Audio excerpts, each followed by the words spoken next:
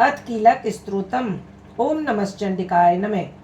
मार्कंडेय जी से बोले, शुद्ध ज्ञान ही जिनका शरीर है तथा तीनों वेद ही तीन दिव्य चक्षु हैं, जो सुख प्राप्ति के हेतु है तथा अपने मस्तक पर चंद्रमा अर्धचंद्र का मुकुट धारण करते हैं, उन भगवान शंकर को नमस्कार है।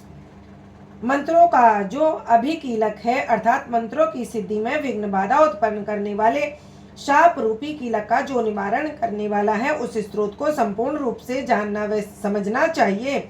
यद्यपि इसके अतिरिक्त अन्य मंत्रों के जप से भी जो सतत लगा रहता है वह भी कल्याण का भागी होता है।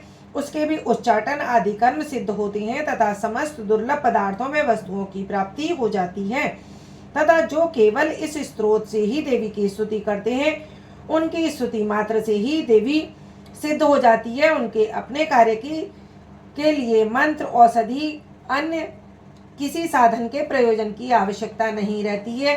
बिना जप के ही उनके उच्चाटन आदि समस्त अभिचारिक कर्म सिद्ध हो जाते हैं। शिव जी ने लोगों को सर्व सिद्धियां बिना परिश्रम किए प्राप्त हो जाने की शंका है। इस शंका से इस शुभ को कील दिया। लोगों की इस शंका को सामने करके भगवान और चंडिका के इस स्त्रोत को गुप्त कर दिया है। इसके पाठ से अक्षय पुण्य की प्राप्ति होती है।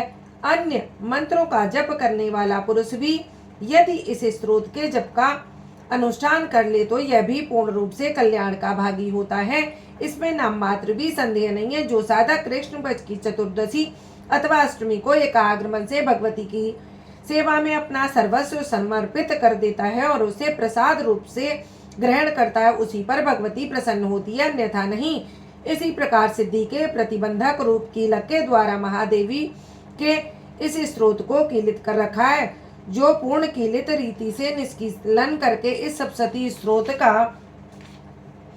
प्रतिदिन स्पष्ट उच्चारण पूर्वक पाठ करता है, उस वह मनुष्य सिद्ध हो जाता है, वही देवी का पार्षद होता है और वही गंधर्व होता है। सर्वत्र विचरते रहने पर भी इन संसार में कहीं उसे किसी तरह का भय नहीं होता। वह अकाल मृत्यु के वश में नहीं पड़ता तथा शरीर त्यागने के लिए मोक्ष प्राप्त कर लेता है। अतः कीलन को जानकर उसका परिहार करके ही सप्तशती का पाठ करें। जो ऐसा नहीं करता उसका नाश हो जाता है। इसलिए कीलक और निष्कीलन का ज्ञान प्राप्त करने पर ही स्त्रोत निर्दोष होता है। विद्वान पुरुष इस निर्दोष स्त्रोत का ही पाठ आरंभ करते हैं। स्त्रियों में जो कुछ भी सौभाग्य आदि दृष्टिगोचर होता है वह सब देवी के प्रसाद का ही फल है। अतः इस कल्याणमय स्त्रोत का सदा जप करना चाहिए। इस स्त्रोत का मंद स्वर से भी पाठ करने पर अल्प फल की प्राप्ति होती है और जो उच्च स्वर से ही इसका आरंभ करना चाहिए, जिसके प्रसाद से ऐश्वर्य सौभाग्य आरोग्य सुख संपत्ति समृद्धि शत्रुनाश तथा परम मोक्ष की सिद्धि होती है, उस कल्याणमयी जगदम्बा की स्तुति मनुष्य को क्यों नहीं करे। इति कीलक स्तोत्रम संपूर्णम। ये देवी का कीलक स्तोत्र है।